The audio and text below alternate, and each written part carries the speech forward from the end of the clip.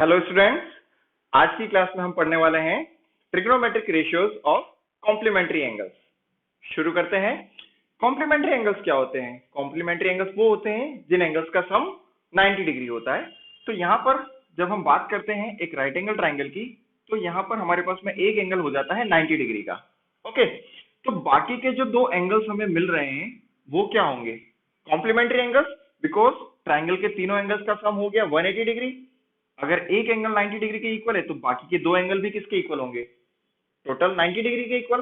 तो यहाँ पर हमें ये जो दोनों एंगल्स मिलते हैं, ये दोनों एंगल्स आपस में कॉम्प्लीमेंट्री एंगल्स होते हैं। तो एक एंगल को हमने थीटा ले लिया है, तो दूसरा एंगल हमारे लिए क्या हो जाएगा? 90 माइनस थीटा। ओके, यहाँ पर हम बात कर लेते हैं इसके बेस की। हम इसके बेस को ले लेते हैं लेट से x, इसके परपेंडिकुलर की वैल्यू हम ले लेते हैं सपोज y, और हाइपोटेनियस को हम कंसीडर कर लेते हैं सपोज r। ओके, अब यहाँ पर कॉम्प्लीमेंट्री एंगल्स की वैल्यू हमें किस तरह से मिलेगी वो हम देखते हैं। हम सबसे पहले नॉर्मल एंगल की वैल्यू लिख लेते हैं। सपोज साइन थीटा की हम बात कर लेते हैं। तो साइन थीटा क्या हो जाएगा? यहाँ पर साइन थीटा होता है परपेंडिकुलर बाय हाइपोटेनियस। थीटा के केस में परपेंडिकुलर हो गया y और हाइपोटेनियस हो गया r। Okay, now cos theta की बात कर लेते हैं। cos थीटा हो जाएगा बेस अपॉन हाइपोटेनियस। थीटा के लिए बेस किसको कंसीडर करना है? x को। So base is equal to x and hypotenuse is equal to r। Okay, अब हम बात करते हैं कॉम्प्लीमेंट्री एंगल्स की। तो कॉम्प्लीमेंट्री एंगल्स में जाते हैं, तो सबसे पहले लिखते हैं साइन 90 डिग्री माइनस थीटा। हमने क्या किया है?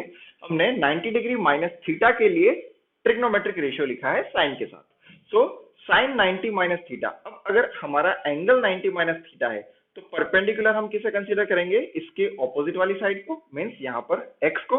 सो sine 90 minus theta is equal to x, और हाइपोटेनियस हमारे लिए कौन बन जाएगा? यहाँ पर मैं एक बार लिख देता हूँ, sine 90 minus theta is also equal to perpendicular by hypotenuse, but इस केस में परपेंडिकुलर किसे कंसीडर कर रहे हैं हम? x को। सो x और हाइपोटेनियस तो वही रहने वाला है r। Okay, now cos 90 minus theta की अगर हम बात करें तो वो जो होता है b बाय h। यहाँ पर 90 माइनस थीटा के केस में बेस किसे कंसीडर करना होगा हमें? y को। So it becomes y upon r। सो इस एक ट्राइंगल के लिए यहाँ पर हमने कुछ वैल्यूज लिखी है। अब अगर इन वैल्यूज को हम ध्यान से देखें तो यहाँ पर हमें एक रिलेशन दिखाई दे रहा है। क्या रिलेशन दिखाई दे रहा है? ये वैल्यू है x बाय r, यहाँ पर भी है x बाय r। अगर ये दोनों वैल्यूज x बाय r है, इट मीन्स ये दोनों आपस में क्या है? इक्वल है। और सिमिलरली यहाँ पर लिखा हुआ है y बाय r, यहाँ पर भी है y by r। It means ये भी आपस में क्या होंगे? इक्वल होंगे। तो बाय दिस हमें यहाँ पर कुछ आइडेंटिटीज, कुछ फॉर्मूलाज हमें मिल गए हैं।